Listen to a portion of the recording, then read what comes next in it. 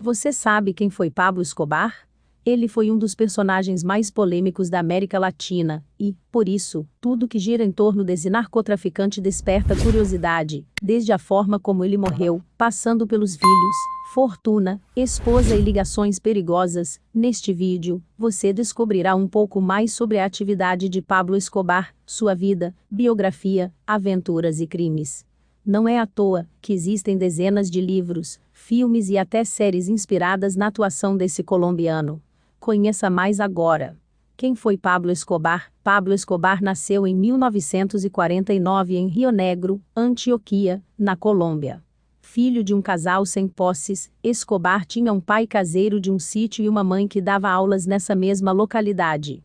Desde jovem sempre desenvolveu algum tipo de trabalho, desde ajudar a embalar compras nos mercados a flanelinha nos estacionamentos. Na sua juventude também atuou como segurança. Porém, a vida fácil logo lhe atraiu, e ele começou a praticar pequenos furtos e contrabandos de cigarro, maconha e, depois, cocaína.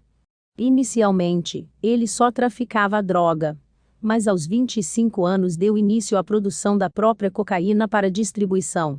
Não demorou muito para que ele se tornasse poderoso e o mais influente criminoso da Colômbia e de toda a América, isso porque a extensão do seu império do tráfico tomava proporções gigantescas nos Estados Unidos e até em países da Europa. O traficante conseguiu tornar-se tão poderoso que praticamente virou uma lenda viva na Colômbia. Seu lema era prata ou plomo. Em tradução para o português significa prata ou chumbo. Na prática, isso mostra a crueldade como agia Pablo Escobar, ou seja, ou dinheiro ou morte. A postura de Pablo era tão violenta que alguns pesquisadores acreditam a ele mais de 6.000 homicídios, seja a seu mando, ou ele mesmo cometendo o ato. Para você ter uma ideia, ele era tão frio que mandou derrubar um avião, matando centenas de pessoas inocentes. Fortuna de Pablo Escobar. Por conta da sua atividade com o tráfico, Escobar acumulou uma grande fortuna. Era tanto dinheiro que ele não tinha nem onde guardar. Nas obras literárias e cinematográficas que contam a sua biografia, chega-se a falar que ele precisava enterrar as notas de dinheiro, tamanho era a quantidade. Isso acontecia, pois ele trabalhava ilegalmente e, por isso, não podia deixar seu dinheiro em bancos ou guardado oficialmente. Além disso, a desvalorização do dinheiro colombiano era grande, o que gerava grande número de notas até mesmo para valores menores. Por isso, o traficante usava carrinhos de mão para transportar dinheiro e o enterrava nas suas propriedades espalhadas pelo país. Com tanto dinheiro, Escobar também adquiriu propriedades como casas de luxo, carros e até aviões. Ele foi considerado em 1989 o sétimo homem mais rico de todo o mundo, com uma fortuna estimada em 25 bilhões de dólares. Obviamente, tudo isso foi perdido quando ele morreu. Vida pública. Você deve estar imaginando que, com tantas atividades ilegais sobre suas costas como tráfico e assassinatos, Escobar vivia escondido em um cativeiro. Nada disso. O traficante vivia em público e nada o parava. A exposição era tanta que ele chegou a ser eleito como deputado suplente em 1982. Isso aconteceu pois Escobar era visto como um herói nacional. Ele ajudava a construir casas e distribuía dinheiro aos moradores das favelas de Medellín. Não deu outra. Pablo era adorado pela população mais carente, que o elegeu político pelo Partido Civismo em Marcha. Porém, Pablo foi rechaçado da Assembleia e não pode assumir o cargo. Perseguição a Pablo Escobar. Até meados da década de 80, Pablo Escobar era visto como um herói pela população carente de Medellín e tinha virado uma espécie de pai das comunidades. Contudo, sua atuação acaba sendo ainda mais violenta e repressora. Quem se juntava a ele, ou aceitava seus favores, acaba vendendo sua alma ao diabo e ficava aprisionado à sua revelia. Entretanto, isso começou a mudar em 1986, logo após as eleições de Virgílio Barco. Esse presidente virou o jogo e declarou guerra a Pablo Escobar. Primeiro ele ameaçou mandar Escobar para os Estados Unidos, onde uma longa lista de crimes o condenava. A ideia do presidente era mandá-lo para a terra do tio Sam, pois se dependesse a justiça local certamente ela seria comprada ou ameaçada. Diante da ameaça, Pablo e todo o cartel de Medellín declararam guerra também à presidência. Eles coordenaram ataques e mataram centenas de pessoas. Guerra paralela. Já não bastasse toda a perseguição do governo, Escobar ainda iniciou conflitos com o cartel de Cali, seus inimigos na busca por território para a venda de drogas. Esse embate foi sangrento e levou muitas pessoas à morte. Escobar passou a produzir e distribuir sua própria cocaína aos 25 anos. Somente a partir desse período é que Pablo passou a viver escondidos para que nem o cartel de Cali o achasse, tampouco o governo colombiano ou americano. Prisão de Escobar em 1991. Pablo resolveu se entregar e para isso exigiu que construísse a própria cadeia. Isso só foi possível, pois o presidente Cesar Gaviria fez um acordo para acabar com a extradição na Colômbia.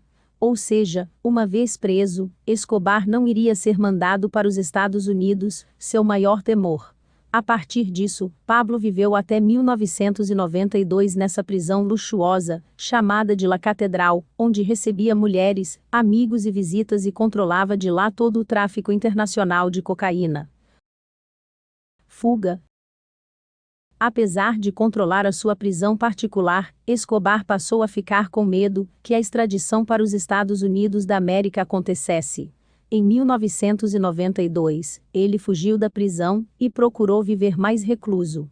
Esse ano foi decisivo para o abatimento do maior narcotraficante da América Latina, pois ele ficou isolado, praticamente sem ver a família, e tendo que fugir constantemente para não ser encontrado. No ápice de sua carreira como narcotraficante, era responsável por 80% de toda a cocaína que entrava ilegalmente nos Estados Unidos da América. Um dos métodos utilizados para contrabandear cocaína era esconder a droga nos pneus de aviões, e o narcotraficante chegava a pagar até $500 mil por viagem aos pilotos que trabalhavam para ele.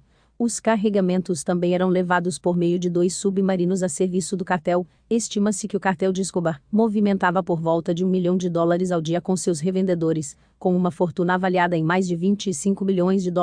A Forbes listou Escobar como o 7º homem mais rico do planeta em 1989. O cartel de Medellín gastava cerca de $2,5 mil por mês em elásticos para prender rolos de dinheiro, e isso que ele perdia cerca de $2 bilhões por ano, ou 10% de sua renda anual, devido à umidade e aos ratos que roíam as pilhas de cédulas armazenadas em galpões. Pablo Escobar construiu seu próprio paraíso próximo a uma pequena cidade colombiana. Além de uma enorme mansão, a propriedade, que contava com mais de 20 quilômetros quadrados, possuía um zoológico, que abrigava hipopótamos, girafas e elefantes, e uma praça de touros. Em uma ocasião, quando o narcotraficante estava escondido com a família em uma região montanhosa nos arredores de Medellín, ele queimou $2 milhões para manter a sua filha aquecida, adepto da estratégia plata ou plomo, dinheiro ou chumbo. Em tradução livre, Pablo empregava essa artimanha para subornar políticos, membros do governo, juízes, policiais etc., e quem não aceitasse a propina era executado. Pablo Escobar contava com uma frota de pelo menos 15 aviões, incluindo um jatinho particular da Learjet, e 6 helicópteros a seu serviço. Escobar ficou conhecido como um dos mais impiedosos, brutais, violentos, ambiciosos e poderosos traficantes de todos os tempos. Por outro lado, apesar de todo o sangue que ele tinha nas mãos, Pablo também ficou conhecido por seu, acredite, paternalismo e sua filantropia. Isso porque, ao mesmo tempo que ele eliminava seus concorrentes sem piedade, conspirava contra figuras do governo e da política, ordenava assassinatos e estimulava intrigas, o traficante dava de comer a mendigos, construía casas para os pobres e campos de futebol para as crianças dos subúrbios. As ações humanitárias de Escobar renderam a ele um forte apoio das comunidades mais pobres da Colômbia, mas a coisa começou a mudar no início dos anos 90, quando o cerco ao narcotraficante passou a se fechar. Nessa época, ele prometeu desistir das atividades criminosas em troca de influência política, mas sua campanha sangrenta acabou com sua aceitação popular, provocou o rompimento da aliança de narcotraficantes e, finalmente, sua prisão. A morte de Pablo Escobar.